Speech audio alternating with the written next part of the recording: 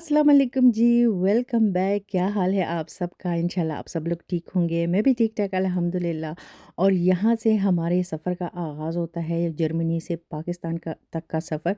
तो जो पैकिंग की वीडियो थी मैंने लास्ट व्लॉग में भी आप लोग को बताया था कि मैं एक तो मोबाइल बहुत ज़्यादा फुल हो गया है वीडियोस से, तो या तो मुझे मिल नहीं रही थी या फिर वो डिलीट हो गई है। ख़ैर जो भी है लेकिन यहाँ से हम लोग जा रहे थे, टैक्सी हम लोगों ने मंगवा ली थी और जाना था हम लोगों ने जो यहाँ पे मेन स्टेशन है जिसको हम लोग जर्मनी में बानहोफ कहते हैं, यानी हाउप्ट बानहोफ कहते हैं, वहाँ तक हम लोगों ने जाना था। और उसके बाद ये देखिए मैं आपको लेके भी आ गई ये है हमारा जो मेन स्टेशन है यहाँ पे कोलोन का।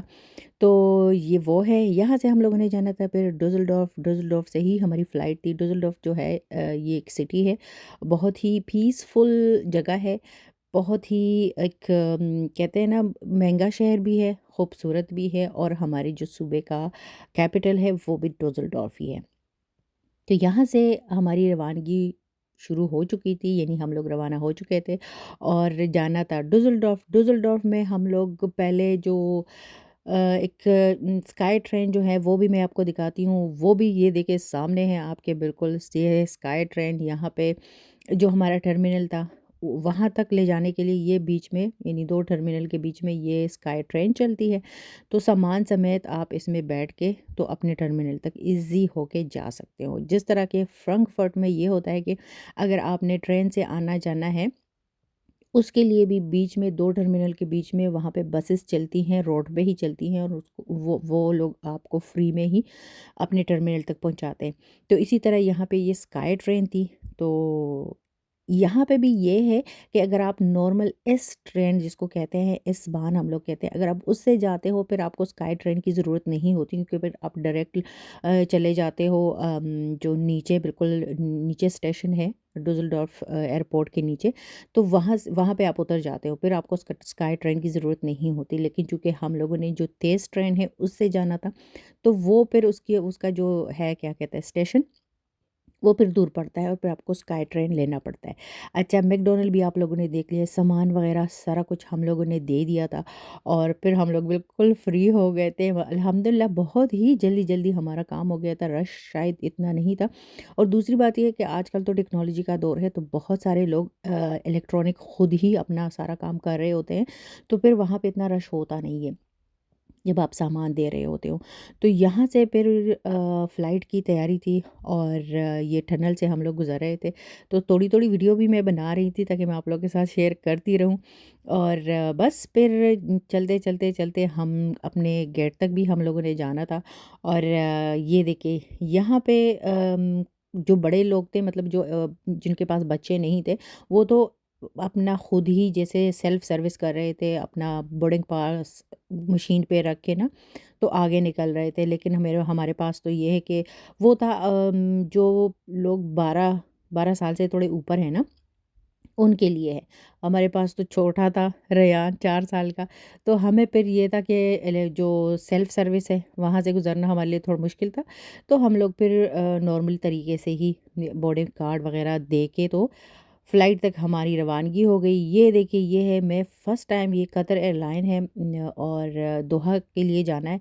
तो मैं फ़र्स्ट टाइम, जितने भी मेरे हो गए हैं 16 साल यहाँ पे, लेकिन मैं फ़र्स्ट टाइम जा रही हूँ इस कतर एयरलाइन में। एक्सपीरियंस मेरा कैसा रहा वो भी आप लोगों के साथ शेयर करूँगी। लेकिन यहाँ पे ये था कि हम लोग जब आप सारा कुछ डन हो जाता है ना, सामान भी दे दे और बोर्डिंग भी हो जाती है सारा कुछ, और जब आप एयरक्राफ्ट में आ जाते हो, अपनी सीट पे बैठ जाते हो, तो बंदा कहता है अल्हम्दुलिल्लाह मुश्किल मराहल जो थे वो गुजर गए। बंदा अकेला हो ना तो कोई मसला नहीं, बच्चे साथ में हो फिर प्रॉब्लम होती है। अच्छा, यहाँ पे बस फिर थोड़ी-थोड़ी वीडियोज़ मैंने यहाँ पे भी बनाई हैं। अच्छा, ये यहाँ पे मैं मूवी वग़ैरह भी साथ में देख रही थी, वरना ये जो 6 घंटे से ऊपर का टाइम होता है ना यूरोप से, यानी जर्मनी से फिर दोहा के लिए, वो बिल्कुल खटता ही नहीं है। तो यहाँ पे खाना आ गया था। अब फर्स्ट एक्सपीरियंस मैं आप लोगों के साथ शेयर कर रही हूँ कि मुझे इनका खाना बिल्कुल नहीं अच्छा लगा।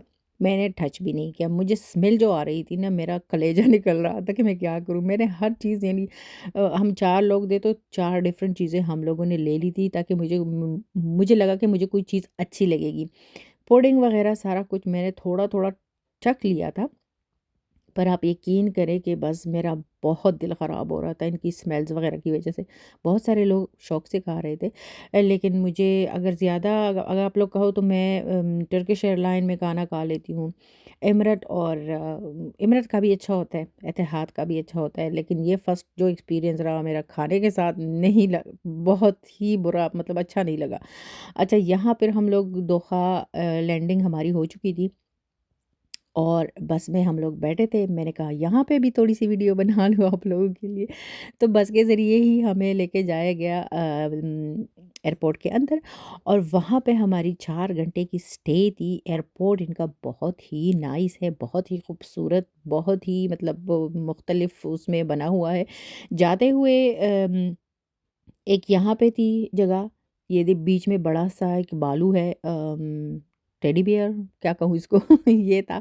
अच्छा, फिर पता है कि या मुझे लगा कि हम देसी लोगों के लिए है या फिर पता नहीं ऐसा ही है, क्योंकि यहाँ के एयरपोर्ट्स बहुत बड़े-बड़े होते हैं ना, तो यहाँ पे जितने भी गेट्स थे वो हमारे लिए नहीं थे, हमें बहुत पीछे वाली जगह दी हुई थी पाकिस्तान की फ़्लाइट के लिए।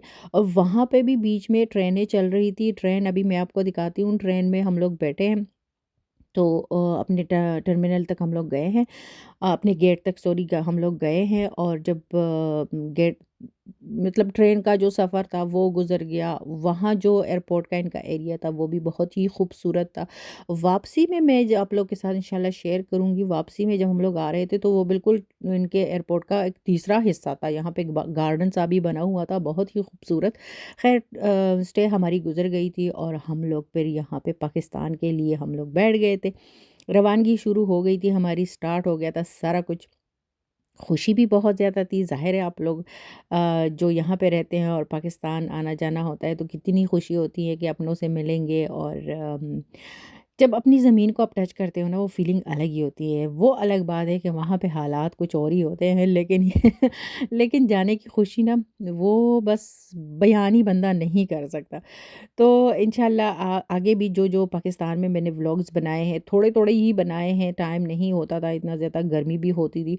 तो जो भी मैंने बनाया है वो इंशाल्लाह आप लोग के साथ ज़रूर शेयर करती रहूँगी। अभी तो मैंने आगाज़ किया है ना वीडियोज़ का, व्लॉग्स का, तो इंशाल्लाह कंटिन्यू ही रखूँगी।